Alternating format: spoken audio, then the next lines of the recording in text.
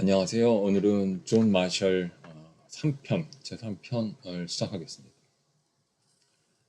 말년은, 그래서 마셜은 먼저 말씀드린 대로 독립전쟁에서 싸우면서 애국심, 자기 버지니아 주보다 더 큰 미국 전체에 대한 애국심을 갖게 되었습니다. 그리고 말년은 죄송합니다. 마셜은 말년에 자기가 전쟁터에서 젊은 시절에 싸웠던 경험이 아주 중요한 소중한 경험이었다고 했고, 그래서 어떻게 말을 했냐면 그래서 미국을 위해서 싸웠기 때문에 미국을 나의 나라로 받아들였고, 미국의 의회, 컨그레스를 나의 정부, 가버먼트로 생각하는 버릇이 들어서 평생 그런 사고방식을 가지고 살았다라고 해서 그 결과 이제 마셜은 버지니아 주민이 되기도 전에 미국인이 되었다라는 말을 듣습니다. 그렇긴 하지만 그 당시에 역시 이 미국 식민지에 살고 있던 사람들이 자기가 속한 주에 갖고 있던 애착이나 유대 관계나 뿌리는 매우 지금보다 훨씬 더 깊은 관계였습니다. 마샬의 다시 처음으로 인생 처음으로 돌아가면 마샬은 버지니아의 블루리치 마운틴스라고 하는 산맥의 자락에 있는 나무 캐빈에서 그 당시는 제가 알고 있기로 1755년에 태어났으니까 나무 캐빈에서 태어났고 맏아들이었고 자기 말고 밑에 동생이 14명이 있었습니다. 15형제 자매 마지로 태어났습니다. 그리고 그런 가혹한 환경에서 태어난 많은 사람들처럼 그는 아주 건강했습니다. 그래서 70대 후반이 될 때까지 마셜은 매일 6마일씩 거의 10km죠. 걸었다고 합니다. 아주 빠른 걸음으로. 그리고 80세가 되는 해에 죽었는데 죽기 몇 달 전까지도 다 같이 모여서 노는 고리 던지기 놀이를 했고 또 취할 정도로 럼주를 마시기도 했다고 합니다. 그리고 어쩌면 이상한 일이지만 대법원장이 된 마셜이지만 그 이전에는 이렇다 할 만한 판사 경력은 없었습니다. 하지만 이제 아주 인정받는 훌륭한 변호사 중에 한 명이었습니다.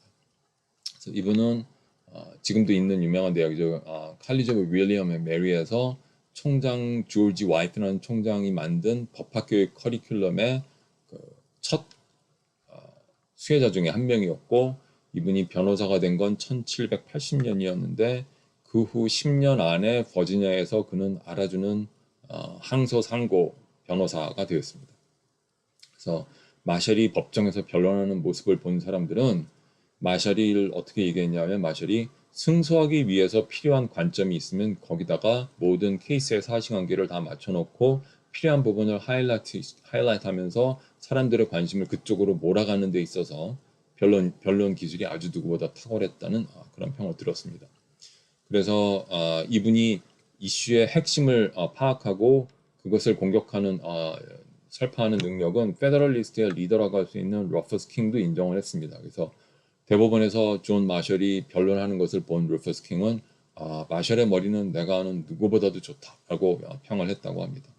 그리고 마셜은 변호사로서 일을 열심히 해서 돈을 많이 벌고 있었고 또 그 당시 버지니아는 부동산 투기가 아주 돈을 버는 중요한 수단이었고 그래서 이제 열심히 일해서 돈을 많이 버는 데 관심이 있었지 정치에 관심이 있는 것은 아니었는데 어찌하다 보니 정치에 입문을 하게 됩니다. 그래서 그 당시 이미 젊은 나이에 많은 땅을 갖게 되고 노예를 갖게 된 그런 사람들 예를 들어서 워싱턴, 제퍼슨, 메디슨, 먼로 이런 사람들은 생계를 위해서 열심히 일을 할 필요는 없는 사람들이었습니다. 하지만 존 마셜은 생계를 위해서는 열심히 일을 해야만 하는 그런 사람이었습니다. 근데 그렇게 자기가 열심히 일을 해서 가족을 부양하는 것에만 관심이 있었던 마셜이 정치에 들어가게 된 것은 1786년에 일어난 쉐이스 레벨리언 폭동이 일어났는데 이것을 보고 미국이 위기에 빠졌다라고 처해서 애국심에서 정치에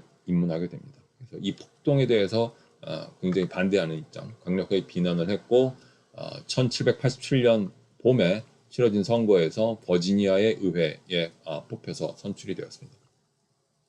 그리고 나중에 그 해에 이제 The Articles of Confederation이라고 현재 헌법보다 앞서 있었던 미국의 헌법 굉장히 약해서 예를 들어서 과세할 권한이 정부에 없었습니다. 뭐 그런 허약한 헌법이었는데 그것의 문제점들을 다들 자각하고 잘못하면 우리가 멸망할 수 있다, 망할 수 있다라는 위기의식에서 1787년 5월부터 9월까지 펜실베이니아 주의 필라델피아에서 모여서 헌법회의를 엽니다. 그래서 헌법을 고치거나 뭐 수정 개정하자라는 의도로 모였는데 사실 그곳에서 아예 새로운 헌법의 초안을 쓰게 됩니다. Constitutional Convention이었고 여기서 이분은 워싱턴하고 메디슨 쪽을 지지를 했고 워싱턴과 메디슨은 이 헌법을 당연히 찬성하는 편입니다. 새로운 헌법안을.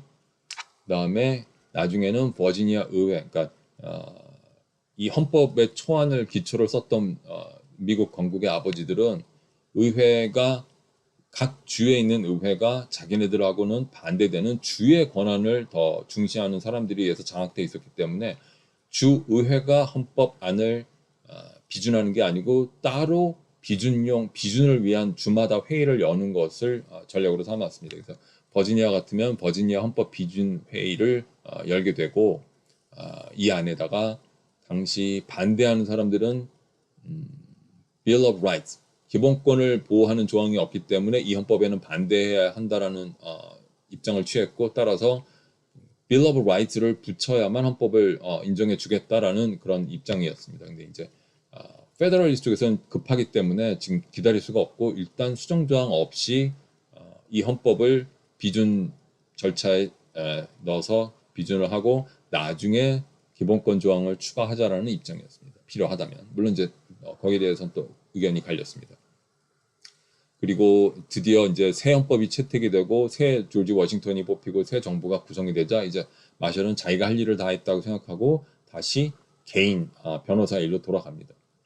그리고 이미 이제 정치적으로 유명해졌기 때문에 버지니아에서 이 페더럴리스트 헌법에 찬성을 했었고 강력한 중앙 집권 정부를 원했던 사람들의 지도자가 버지니아의 지도자가 되고 워싱턴도 좋게 봐서 버지니아 주의 US 어토니 그 버지니아를 담당하는 자리를 제의를 했지만 거절을 했습니다. 그리고 또 나중에 워싱턴 대통령은 마셜한테 연방정부에 입각을 해서 법무부 장관, 사법장관이라고 하는 어토니 제너럴이 되어달라고 했는데 또 거절을 합니다. 그리고 이제 1796년에는 프랑스 공사로 임명하겠다고 했는데 또 거절을 했습니다. 하지만 다시 이제 계속 미국과 신생 독립국가 미국과 프랑스 사이가 나빠지고 있을 동안에 1년이 다시 지나고 1797년이 돼서 존 애던스 대통령이 그러면 당신 혼자 가지 말고 핑크니라는 사람하고 제리라는 사람과 함께 3명이 특별한 임무를 수행하기 위해서 파리에 가달라고 부탁을 하고 그때는 거절을 못합니다. 근데 이제 제가 나중에 조금 더 자세하게 얘기할 기회가 있을 텐데 마셜이 단순히 애국심만으로 이렇게 프랑스에 갔던 것은 아니고 당시 마셜이 부동산 투기 이후에 돈 문제를 겪고 있었는데 누군가로부터 돈을 빌려와서 토지의 대가를 지불을 해야만 계획이 앞으로 나갈 수 있는 상태였는데 돈을 빌리지 못한 상태여서 사실은 이때 파리로 공무 출장을 가지만 그 전에 벨기에였던가 네덜란드에 들려서 은행가하고 돈을 빌려달라는 얘기를 협상을 하고 그걸 마무리 짓고 그 다음 외교 임무를 수행을 합니다. 그래서 다소 사적인 일을 해결할 겸 해서 움직였던 것입니다. 네. 그리고 이 3명의 미국 공사가 프랑스에 파견돼서 할 일을 다 하지는 못했습니다. 결국 프랑스와 원만한 그런 조약을 맺지는 못했지만 오히려 마셜이 원칙에 입각한 판단을 했고 그것이 나중에 미국 내에 알려지면서 미국 내에서 마셜은 아주 좋은 평가를 받게 됩니다.